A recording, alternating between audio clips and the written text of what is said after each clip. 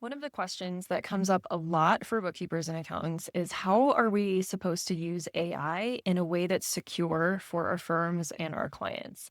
In this episode, I'm interviewing a friend of mine, Kelsey Silver, who has a background in developing AI tools. She's going to talk to us about how to make sure you're using AI securely in your firm. And she's also going to talk about an amazing app that she's developed that will help you land clients. So, if you are ready for this conversation, let's get to it. Hey, and welcome to the Ambitious Bookkeeper podcast. I'm Serena Shoup, CPA, a mom of three, and I've been running a virtual bookkeeping business from my home since 2017. You are in the right place if you are a bookkeeper, accountant, or an accounting student, and you believe and know in your heart that your purpose is bigger than sitting in a cubicle. If you're ready to learn some actionable tips and strategies for starting and growing your accounting business, then I hope you stick around.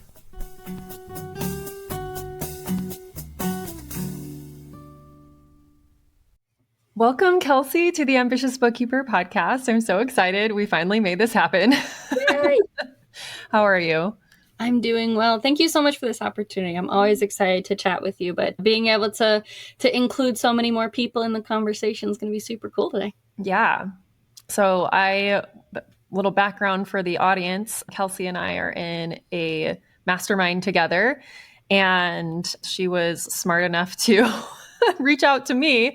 Honestly, I was really bad with the coffee chats. I didn't schedule any with anyone. So the only people that got a coffee chat with me were the ones that booked it themselves.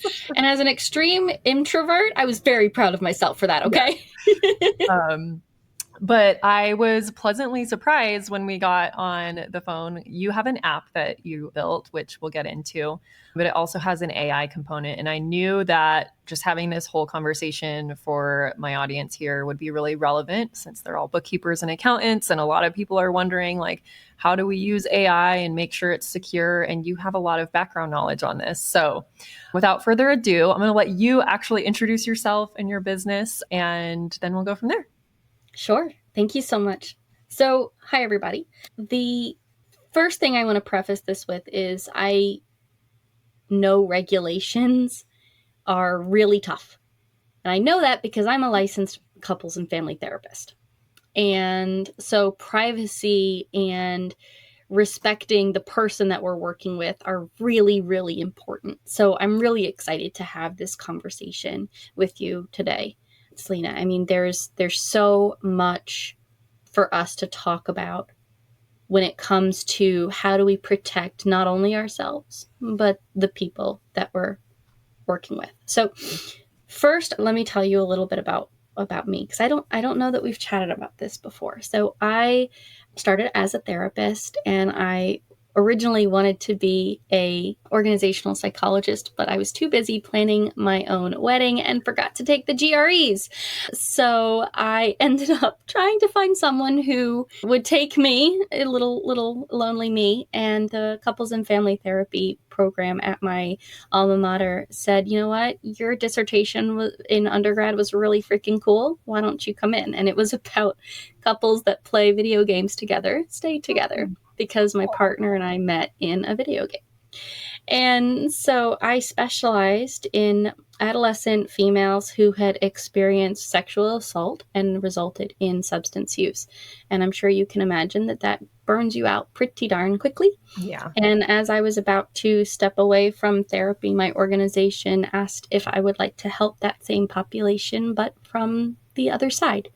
And so I was able to transition into data analytics. I managed our electronic health record. I did all of our data analytics, all of our quality improvement programs. And that's really where I started to get interested in the stuff that I do now. So I started learning how much data impacts the way that we operate in the world, how companies interact with us based on data, how we use our own brains to analyze data and don't even realize it. Mm-hmm. And there was a lot of folks that I worked with who hated numbers. And it was my job to help them understand how the numbers could support them and translate those numbers into something that they could understand, which I imagine is probably what most of the folks that you work with Yeah. struggle with, right? Is that we have to translate numbers, accounting, bookkeeping, all the things that no one wants to look at unless their business is just making millions and they're not spending anything. We have to make that mean something. Mm-hmm. And so primarily I do VIP days. I only do 2 a month where I go in and I analyze either launches or memberships and find, using buyer psychology and analytics, I find those leaky places that we can plug to typically add $10,000 to $20,000 to a launch or increase retention by 10 to 20%. But my baby, my passion project is ForesightHQ, which we'll get into. But ForesightHQ is my Instagram DM lead generation platform, which uses an AI that I coded myself because privacy is a big concern for me. And it surfaces your top leads based on how likely they are to purchase from you. Yeah, that's so exciting. And that was one of the things that really caught my attention when we started chatting is the reason you built your own AI and all that. And I knew that this conversation would be very relevant for bookkeepers because a lot of us are like, we know the potential of being able to like speed things up using AI and whatnot, but we all want to make sure we're doing it in a safe way, hopefully. So can you talk to like kind of the decision behind that and like what people should look for when they're evaluating tools that have AI built in maybe, or maybe even the most common popular tools like ChatGPT? Is there a way that we should be using that to protect if we're using it with client information or whatever? So I'm going to ask you this question real quick. When you are evaluating a bookkeeping software, what do you look for in terms of privacy and security? So ignorant of AI. Yeah. I look for a SOC 1 and SOC 2 report, which is where pretty much my like my knowledge starts and ends right there of like, But I know that's this is perfect. important. But that's perfect. Yeah. Okay, so, but there's a standardized regulatory document Right. that if they have it, you know that you're good. Mm-hmm. There's nothing like that in AI. And I say that to highlight that, and this is not to catastrophize. I mean, I use AI, I friggin' built an AI, right? Yeah. So it's not to catastrophize, but there is no assurance other than trusting the organization. What we've unfortunately learned from OpenAI and Anthropic and several others is that even when you turn on the check mark that says don't use my information to train, that doesn't mean that they don't have access to that information. So they aren't necessarily, I'm not going to try to get too technical here, but they're not necessarily running blind servers or anything like that, where a technician could effectively log in and see all of your data. Mm. So when it comes to that, if you position your brain knowing that, then it becomes, okay, what can I use AI for that does not have identifying information? Now, that could be putting in certain numbers that are summarized, de-identified, etc., and having it analyze those. That's perfectly fine. Yeah. De-identified, you're good. Having it do a lot of your marketing, especially if you have that checkbox on to not use it to train the AI, then your proprietary information is not getting shared. So you can use it for marketing generation, all of that sort of stuff. There are a few AI softwares that are coming into specialty avenues, like, for example, in healthcare. And those do have much stricter regulations. They're HIPAA compliant, they're 42 CFR compliant for substance use, things like that. But typically those are put out by organizations that already have the regulations in place. So, for example, I do not use QuickBooks myself, so this is not a plug. But if QuickBooks comes out with their own AI, that should be, and you'll need to confirm this via the documentation, but that should fall under their SOC 1 and SOC 2 reports already. Mm-hmm. If it doesn't, if they have to call that out. And if they call it out, then you know whether or not to move forward. So that's the sort of context I always give, and the parameters to make those decisions is it a company that already has that I would trust regardless with that information? If I'm going to put identifying information in it, right? And then does that company's AI, is it covered by those reports? Great, then I can use identifying information. But if I don't have that confidence, I can do whatever the heck I want as long as it's not identified. Got it. That clarification is really, really helpful because it's been a question that comes up in my community a lot of like, what are you using AI for? And my recommendation has always been to have that checkbox marked to not train. And then also, if you are going to drop in reports and have them analyze them, just delete the company name and any names or whatever. It's pretty simple. If it's just an Excel spreadsheet or a PDF, you can redact stuff. So glad to know I'm on the right track with that. I have been very like standoffish with giving any advice on that though, because it's like ultimately like you're the business owner, you have to do your own due diligence just like you would for any other software I'm recommending, like Google Workspace or Xero or whatever. Is like, go look at those SOC 1 and SOC 2 reports for yourself. Don't just take my word for it. Exactly. And then I'm going to be the nerd and say, and keep up with their audits, because just because they have SOC 1 and SOC 2 doesn't mean they haven't been cited. That's true. That is very true. It's like all the things that you don't realize are going to be an issue when you go into business. It's like I heard something yesterday that I was listening to that was like, I think if most people knew what all goes into running a business, they would never want to try because it's all these little things like this that pop up. You're like, oh, now I have to create an AI policy for my team and I have to like look at all these reports and evaluate all the software I'm looking at. And it becomes a lot, but well, it's so interesting where priorities lie, right? Because for folks like us who work with numbers, I find that, and Serena, I don't know if you've experienced this with your folks, but I find that we tend to think a little bit more in terms of compliance. Just that's kind of how our brains work a little bit differently. Whereas other coaches or mindset folks, things like that, they're just not as compliance minded, not by any fault of their own. Their brain just doesn't, work in that way. And so I find for businesses like ours, it's very difficult sometimes to move away from compliance and prioritize other things that keep our business moving. Yeah, I can relate to that. It's also something that maybe it's not that they are not compliance minded, but like we were kind of, at least in my degree program, like in accounting, like I wouldn't say we're brainwashed, but like indoctrinated to some degree of like HIPAA for me, same thing. HIPAA and 42 CFR. It was like, yeah, it's like we have been.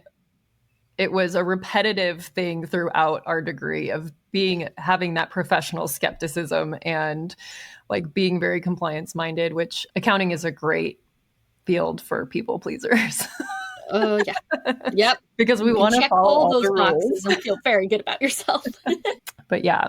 So talk to me a little bit now that we've kind of got the lay of the land on like what we should be doing in regards to AI. Talk to me a little bit about how you built your own app and why and what exactly it does. I'm really excited to dive into this.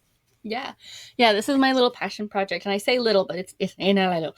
So I am the lead designer and developer. And by lead, I mean only. But essentially what I was finding in my VIP days is that when I was really digging into DMs and conversions, my clients weren't understanding the buyer psychology. Like they understood marketing psychology, but buyer psychology is a little bit different. Moving someone to the actual sale is a little bit different than marketing psychology.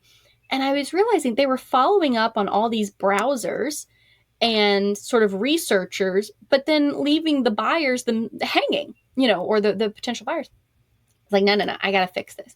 And so I started vibe coding, if you've heard that phrase, of a wireframe I used very techie phrases that I shouldn't have. Jargon. We're in the jargon phase of the podcast episode. Yes. So I started using AI to start making a sort of demo of what it would look like to have a platform that understood your DMs, gave you the same inbox function that Instagram does, but then actually surfaced the top leads based on my framework of assessing leads. And once I had sort of this demo and it looked kind of cool, it looked pretty nifty, then I started actually coding it and using my own coding knowledge and background. And still using AI, but within appropriate protections. And once I got to security, that's when I really made the decision I need to code my own AI. So I can't send this out via API, via communication to ChatGPT, despite the fact that they identify that all API is clean and secure and encrypted. I just didn't feel comfortable sending someone's entire business communications back and, confidential communications to an AI, even if they signed that away in terms of service. And so I started with something that's machine learning, but not AI, two different things. And that's a predictive algorithm. And so I said, okay, here's all the things that if it exists, this person is likely to buy. And now we're in the true AI phase, which is it's learning.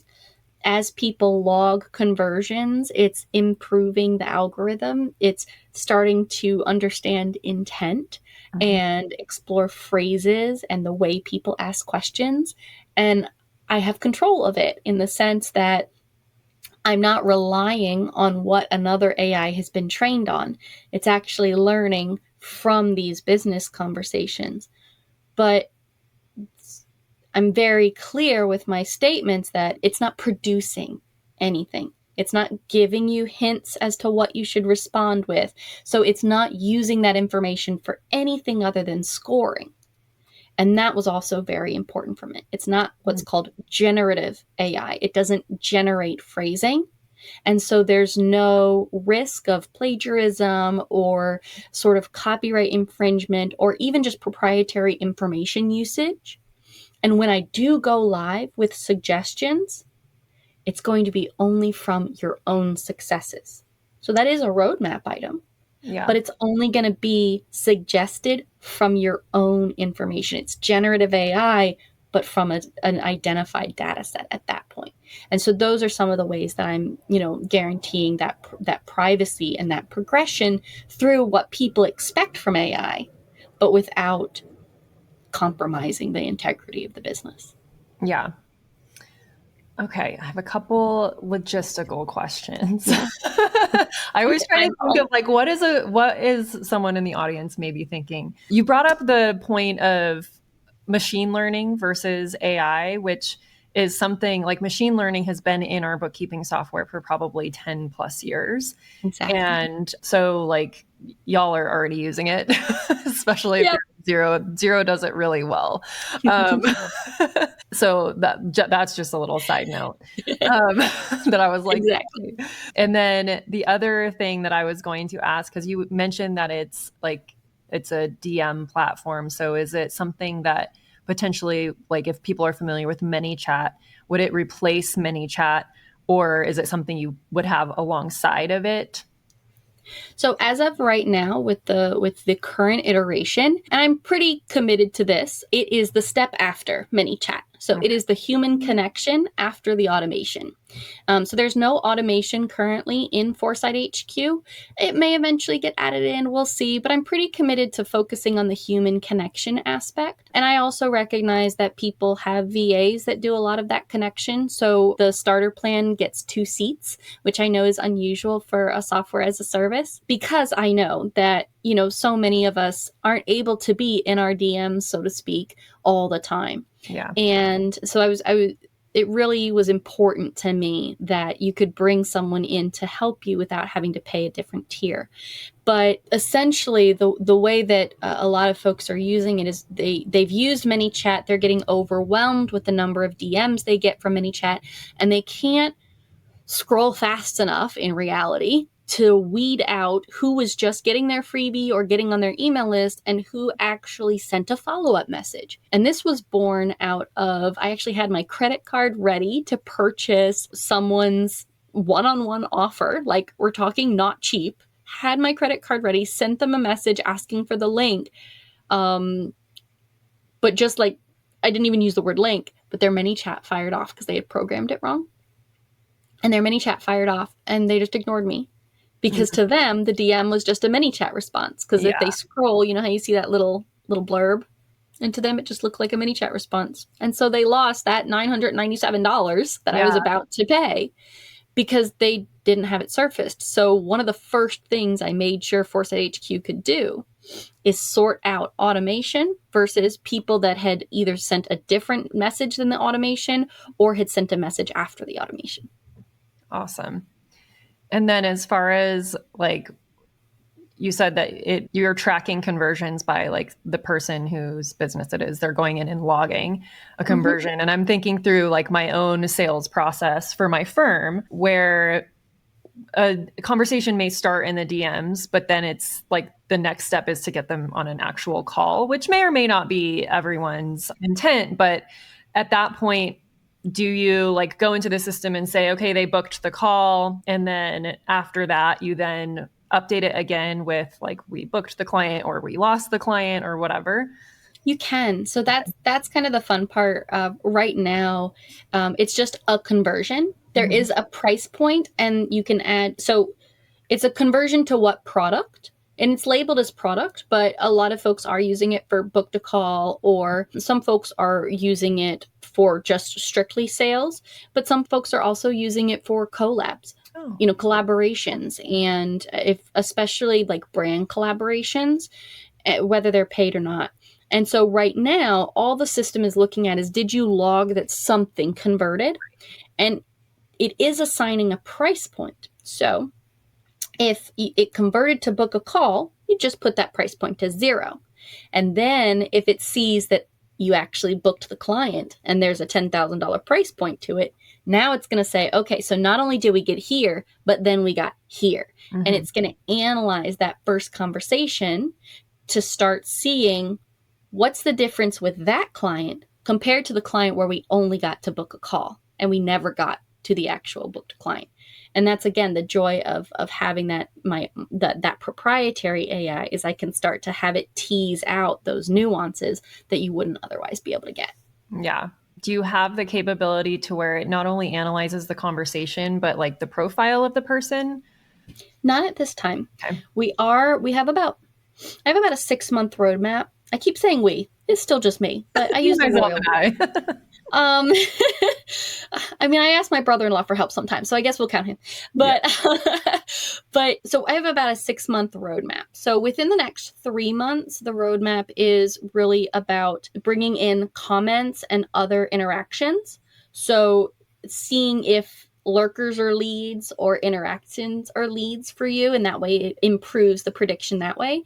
And also within 3 months is integrating ThriveCart, High Level, and SamCart so that the conversions are done automatically instead of manually. So that's number one. And then for the 3 to 6 month, then we're looking at different analysis, a little bit deeper in terms of intent, but analyzing the profile itself to see what kinds of folks are converting. That's a good one. I'm going to add that now. Ooh, okay. I'm always curious because when I evaluate that kind of goes into the process of figuring out where to allocate your efforts, I guess. Yeah. But if it's all on Instagram, so all the business owners are on Instagram, but then there's going to still be some subsets of types of service providers, or maybe how active they are on Instagram, or I don't know. Yeah, and I can access all of that information via API, which is just delicious. So it gives you their profile picture, it gives you their username and everything like that. And then in the tagged lead section, because I need things for myself personally, I need things visualized in a couple of different ways. So that is available. So in the tagged lead section, it does tell you how many followers they have and when their last post was, things like that. So that is also definitely available in there. It's just a matter of analyzing it. So I don't want to overwhelm the algorithm with too much, but each month or so, I add one more thing that it can analyze. Because the other thing is, and this is getting a little bit more technical, but it's something that I find very interesting, so I'll share it with you. There's such a thing as overfitting. And so when you're building an algorithm, there can be such a thing as providing it too much information. And it ends up, and that's kind of what has happened with ChatGPT with the M dashes and things like that is, and the exact phrasing that it uses is because you're not this, you're just that. Exactly. It's because it's been overfed that information and it creates a bias. And within overfitting, it has too many variables to look at. And so it is too precise. And with a lead score, you don't want it to be so precise that it knocks out folks that just need a little nudge. Yeah. And so that's why I only add about one variable a month, see how it does, see if it's overfitting, and then I'll take it out if it's not good, or I'll exchange it with something else, and we keep moving. Everything is iterative. Awesome. So fascinating. And then part of my brain is like, how in the world do you have time to do this? It's a little bit hard. So I am still in my corporate job. I am an assistant vice president of data and analytics at corporate. So I have a 9 to 5. I do this, I do consulting, I do my VIP days, and I have a 4.5-year-old. Oh my goodness. And you managed to escape to Mexico last week. And I imagine, yes, it was, I will admit that it was our first vacation without our daughter since she was born. So, it was a new experience all around. Well, that's super exciting. So before we hit record, I was like, we should probably chat a little bit about how you manage all of this on the side of your full-time corporate job, because a lot of my listeners are in that position where they're trying to build a bookkeeping business or a consulting business on the side of a full-time job. So one of the things you said was time management. Yes. So what's your process for managing your time? So I have a second brain. I keep it in my pocket. So in reality, I use a platform called Motion, and it's a project management platform. Any platform would do. It's just the only one that has ever worked with my brain. I'm severely ADHD. So it allows me to brain dump literally everything I need to do, personal, work, consulting projects, everything, into one platform, and all of my calendars are shared amongst that one platform. I'm also class president of my daughter's PTA, class parent of my daughter's preschool, because, why not add one more thing to the list? That was super smart of me. And so I have all the PTA stuff on there and everything. Then I block out my specific time with my daughter. I'm very fortunate that I get to work from home a lot with my corporate position, and I'm not micromanaged in my corporate position. And so when I take my lunch break is flexible. When I start work and when I end is flexible. I have to put in my hours. I have to give my deliverables. There's no question about that. But I'm not bound to, I walk in the door at 9:00 in the morning and I walk out at 5 p.m. Right. And so once I have my meetings blocked out, my time with my daughter blocked out, then it's okay. I usually have 2 hours after she goes to bed. I refuse to work on the weekends, and I refuse to work between the hours of usually 5:30, 6:00, and when she goes to bed at 9:30. Those are her time. It's sacred time for us. My partner's in there too, but it's really for the two of us. It is our most sacred time. And I try to manage how much I context switch, because my brain does not switch easily. And so I'm not good with time blocking. I can't say, during these 2 hours, I'm going to get this done. No, that does not work. But Mondays are my catch-up days. Tuesdays are my content days. So my brain knows what it needs to think about. And if I'm not in the right phase of my cycle, if the moon isn't right, whatever it is that's guiding me that day, I'll switch the context of the day. Not necessarily, try to find a task that I enjoy. I'll switch the whole context of the day. And that's been really helpful because, again, I don't have to context switch as much. I love that. I do something similar where I try to keep all my calls relegated to certain days, because if I'm on a call, like there's nothing else productive being done that day. Like maybe checking an email or doing like a 5-minute task, but like the deep work has to be carved out as well. So Yeah. I can relate to that. Yeah. Yeah. If for some reason time blocking never worked for me, but context days helped a lot. That I could get behind. Yeah. Yeah, I also like try to not put too much pressure on like what needs to be done. Like I'll prioritize like one thing and be like, okay, if I get this one thing done today, then I win. Yes. Yes. And that's why one of the things I love about Motion is that if I don't get to it, if I don't mark it as complete, it just moves it to the next blank space of my calendar. So it is an AI backed platform. And so, I've put in how much how much time I think each thing's going to take me. And if I don't mark it complete, it's just like, well, she didn't get to that. We're just going to move it over here. And so it doesn't, it's not like staring at a to-do list that you didn't check off. Yeah. It just moves it to the next blank space, and it's due date bound and all that. So there's a little red dot if it's past the due date, but otherwise it doesn't scold you. There's no red marks across your ledger. It's just, we're going to move it over here. Yeah, I like that. So what is your vision for your app? Like, what do you expect out of it? What do you want to accomplish with it? How many I have a people are very you trying to specific help? goal. Yeah, I have a very specific goal. If in the next 5 years, so my goal is I have an exit strategy. I built this with an exit strategy. So my goal is to hit 7 million in annual recurring revenue at the end of 5 years. And with the current landscape multiplier, that means that I'll be able to sell it for between 75 and $100 million.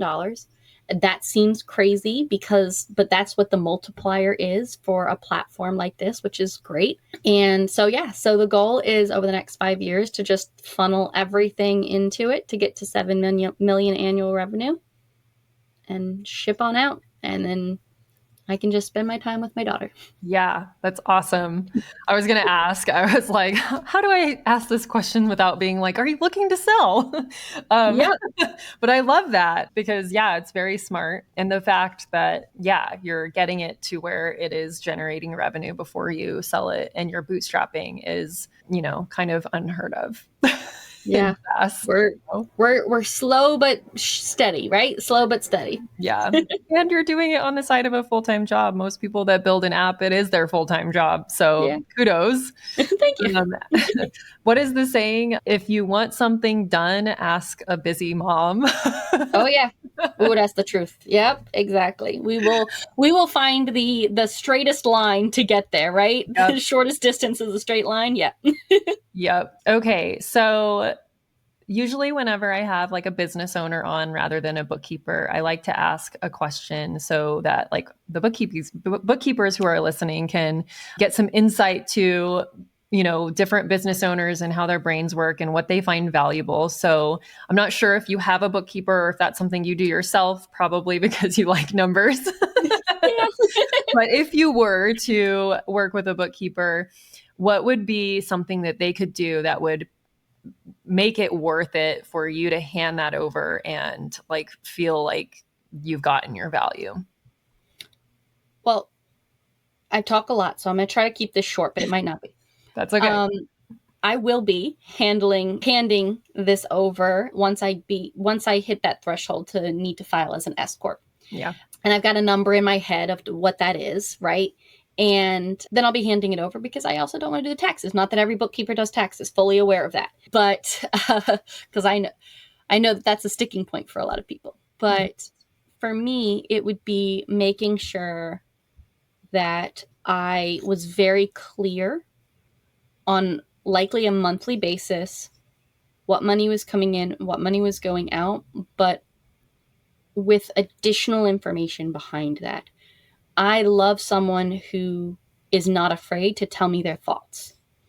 I don't want someone just handing me a report. Here's your P&L for the month. That for me isn't, all of my vendors, all of my contractors are partners to me, right? Mm-hmm. There's someone who's in my business partnering with me. And so what I would really love to see from a bookkeeper and accountant is someone who isn't afraid to say, here's what I'm thinking, here's what I'm seeing, because your brain works differently than mine. We might both be numbers people, but you have special insights and special background, and you've worked with different clients. I want to know what you're thinking. Yeah, I love that. I try to tell people the same thing. Just being like, your bookkeeping is done is not, I mean, it's sufficient for some business owners, but it's nice to know and to be told by an actual business owner, because it is hard to convince other bookkeepers that there is more value that you can provide, because a lot of people just haven't experienced working with a business owner that way. And so helping them see that they exist. Yeah. And honestly, for me personally, and I'll of course be reaching out to you when I hit that point, but because you're going to need to connect me with somebody, and I trust your judgment on this. But in truth, I would be much more comfortable paying that higher price point, knowing that it's someone who is going to partner with me and isn't just going to be sort of on the hamster wheel. Yeah. Awesome. Well, thank you for sharing that. Always good to hear from the business owner's mouth. So where can people connect with you, get into your app? Because it is live, right? It is very much live. Okay. Yeah. So best way to connect with me if you just want to nerd out, chat, find out information is to DM me. Imagine that on Instagram. My username is Kelsey E Silver. So that's KELSEYE SILVER. And if you want to just DM me the word Serena, I'll know where you came from. That was super helpful. But if not, that's totally fine too. That's the best way to get in touch with me. If you want to hop on my email list and get all sorts of fun downloads, you can go to kelseysilver.com/DM-signals and get my 5 DM signals to let you know when someone's ready to buy, even before they ask for the link. Awesome. And if you want to know about Foresight, it's Foresight, ForesightHQ.app. And we got some fun stuff over there. You can watch the demo and you can get inside, and there's a 7-day, $7 free trial, 7-day, $7 trial, and all sorts of fun stuff there. But you can just DM me. I'll send you all the info. Cool. And I'll make sure that you have all the links. Yes, we will have all the links in the show notes. So if you were driving or whatever, they will be available to come back to. Thank you, Kelsey, so much for sharing on the podcast. And I'm excited to see your app grow and get in the hands of lots more people. So thank you so much. This was awesome. I appreciate you. Yeah, I appreciate you too. Talk to you soon. Thank you to everyone who helps make this podcast possible. Content and interviews are produced by me, Serena Shu. Our intro and outro music is written and performed by my brother, Ian Gilliam. Editing is also by Ian using his awesome sound engineering skills along with Descript software. Hosting and publishing is by Buzzsprout. And you can check out the show notes for links to all of these amazing resources and resources mentioned in the episode. Be ambitious.